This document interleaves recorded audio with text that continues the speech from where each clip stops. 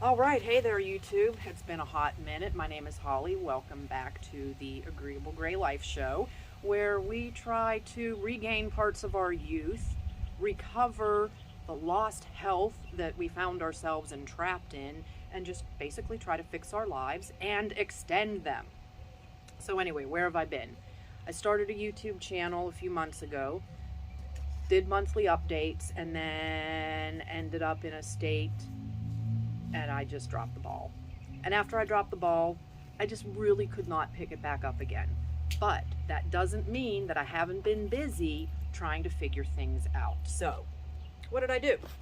Well, ran away from home because it was November and I was sad and I was miserable and I was depressed and I was emotionally dysregulated. I had the opportunity to go hang out in a friend's Airbnb, got a really good price, did that, decked out my Subaru for car camping, and made my way further south in Florida. And that's where I have been. 1 month after being here, houseless, sleeping in my car, my health took a dramatic turn for the better. I was out of mold. I was in sunshine. I was feeling good. I was breathing fresh air every single day. It was absolutely fabulous. Now, let's fast forward to what else I was doing. My naturopath put me on some herbs to assist my liver and gallbladder.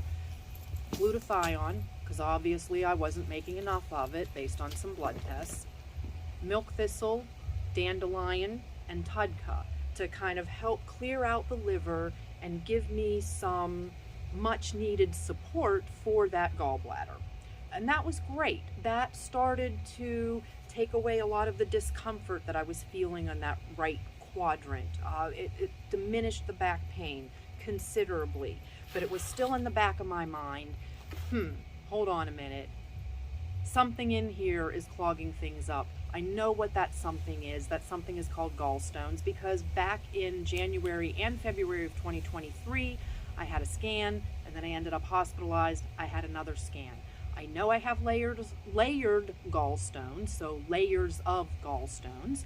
I know my biliary ducts are in really good shape, and I know that I'm not necrotic and nothing was inflamed, but that clog has been slowing everything down, as I have come to find out through life experience. So, still struggling. 1 month house free. In order to deal with the mold, I absolutely have to take this product called a binder. Now, a binder has several things in it. 2 of them I recall are activated charcoal and bentonite clay.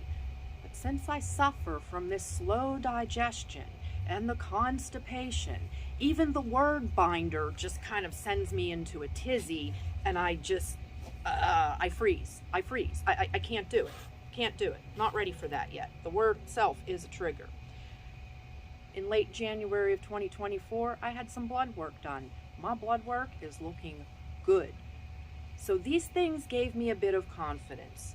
And then I ran into a debunking video.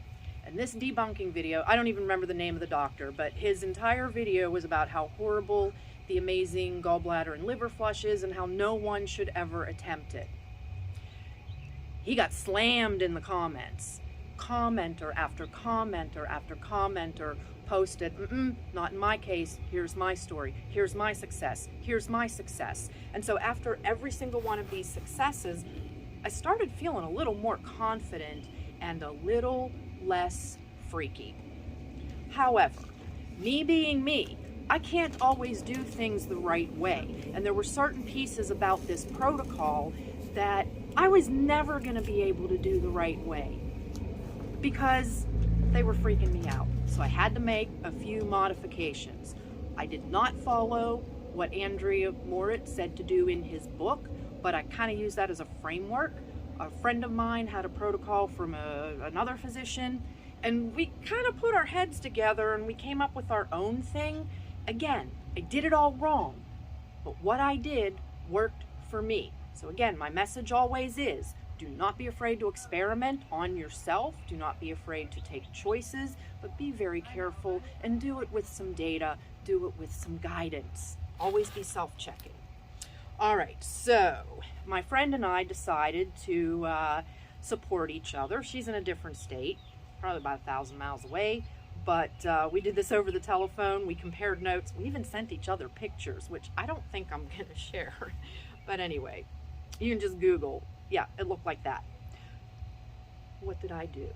Well, first of all, you know I'm on the carnivore diet, and the gallbladder liver flush protocol calls for eating a very light vegetarian diet, and then the day before the flush or the day of the flush, you eat a very light lunch, and somehow that includes rice. I don't eat any of those foods. So what did I do instead? I lightened up my diet. I didn't really fast, but one of the staples of my diet that's helping with the H. pylori is yogurt. And yes, this is my guilty treat.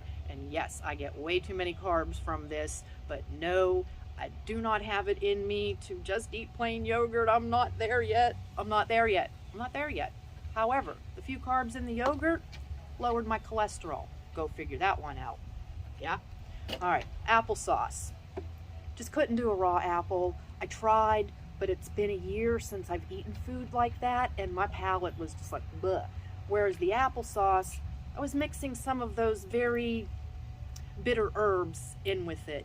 You know, comfort. Yes, sugar, we'll work on that. That's down the road. Sometimes sacrifices need to be made. Okay.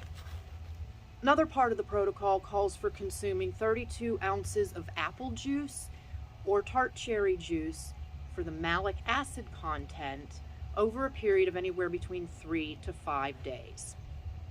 Well, I haven't really been able to have a good relationship with most kinds of juices other than cranberry juice on occasion since my pregnancy about 30 years ago.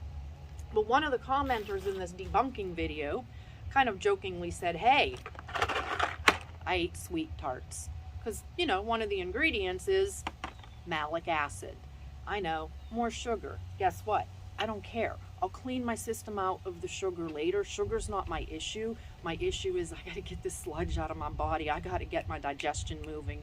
I have got to push through hard and see some kind of, do something dramatic in order to get some dramatic results so I can go on to the next step.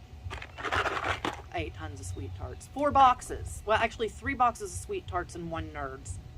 Yeah, my A1C did go up, if you're interested. Another part of the protocol calls for bookending either enema sessions or a high colonic, neither of which I'm prepared to do because of all of the gut-wrenching gut issues that I've been through. I just don't want to put my poor colon through that. I just want things to go in one direction only. So I opted milk of magnesia. Any brand will do, but I like the taste of this one. Why milk of magnesia? Because it contains magnesium hydroxide, and that will clean you out.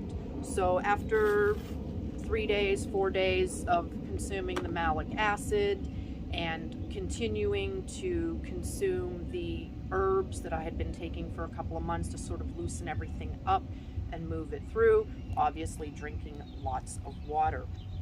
So that was that part. Yeah, this was important because you really do want your colon to be kind of cleaned out. And so with not eating a lot of food for a couple of days, continuing to take the little bit of fiber that I've been on in the form of a supplement just to keep things moving, because that's working, and that also helped lower the cholesterol, but that's another story. That worked for me because, again, I'm only consuming this and this and a little bit of this, and the reason for the yogurt is just to have something in my system so I'm not bottoming out, so I'm not starving. This one has no fat, okay? And that's really important, to get away from the fat. The way I understand it is taking a break from consuming the fat allows the liver to put the bile into the gallbladder and allows that to build up. So then when you hit the body with a big insurge of fat in the form of the olive oil, that bile gets stimulated, and it just starts to push, and it just pushes everything out. So, prepping for a few days, light diet, cleaning out the colon, drinking lots of water, the electrolytes, which I don't have a photo, I don't have a prop of here. All right, and I forgot the magnesium sulfate, which is your standard edible Epsom salt. It's absolutely gross. It's 100% disgusting. Now, on the day of, light food or fast, because we can fast, we're carnivores. At 6 p.m., drink an 8-ounce glass of water with 1 tablespoon of the, I believe it was 1 tablespoon. Let me check my notes just to make sure it wasn't a teaspoon. 1 tablespoon of the magnesium sulfate, the Epsom salts. They're missing. That is the grossest thing I've ever tried to drink in my life. It's actually worse than the stuff you have to drink to get a colonic. At least that has a little bit of flavor in it, but it's every bit as bitter. So my friend and I discovered that if you spike that with some electrolytes and maybe like have a little, some kind of juice or something that you like to just chase it, that's very, very helpful. All right, you do that at 6 p.m. Things start to move, things start to happen. You do it again at 8 p.m. Now you want to be close to where you need to be. At 10 p.m., you take half a cup of olive oil and 1/2 cup of citrus juice. Some people use lemon, some people use grapefruit. I opted for grapefruit, and because I'm not in a position where I am here and in my lifestyle this particular winter, I've had to make some allowances. So I don't want to squeeze any juice, but this one is 100% already squeezed grapefruit juice. Again, I'm breaking rules. I'm not trying to be purist. I'm just trying to get these stupid gallstones and sludge and Lord only knows and fat globules out of my body more than what they have already been. So I did this protocol once already. I did it a month ago, and the results were mind-blowing. So then I went to Google, and I searched in Google Images, pictures of gallstones, and lo and behold, every single thing that came out of my body, I was able to find a representation of it. I had no idea that there was that much variety of sludge. I'm almost 59 years old, so of course things might be backed up and backed up and backed up. But I was very, very happy with the results. Now, the final step of this process is the following morning, you're supposed to drink another 8 ounces, so the third time, of the water with the magnesium sulfate. I couldn't do it. My stomach was queasy. Just the thought of swallowing one gulp was just making me retch. So I opted not to do that. However, I could tell by the way my body felt and by what I was seeing being evacuated that if I had done that, I would have cleared a lot more. Now, Andrea Moritz, he recommends that you treat yourself with this cleanse like once a month until no gallstones are coming out anymore. I don't know if I can do once a month, but I'm committed again to do it again. So yeah, back on the semi-fast, back on the yogurt, back on the sweet tarts. But I'll tell you what, I felt shitty as soon as it was done.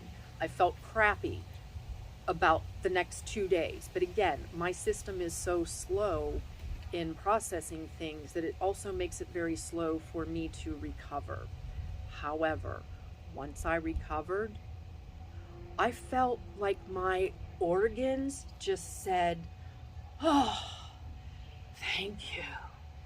We needed that." And something shifted. Something profound shifted. I have not been plagued with as much constipation. I have not had to consume the same level of supplements. It feels like my body is very, very happy from having done this, and I'm very excited to do it again for the second time. So anyway, nice to see you all again. welcome back to my channel. I'll keep you posted. Again, hey, sometimes you have to do things wrong just to do them and just to get it done. I'm taking a big chance. I did take a chance, but the most important thing with this flush is to get that colon evacuated. I didn't like the methods that were presented, so I modified and I adjusted and I came up with a plan that works for me. All right, thanks for listening. See you next time. Bye.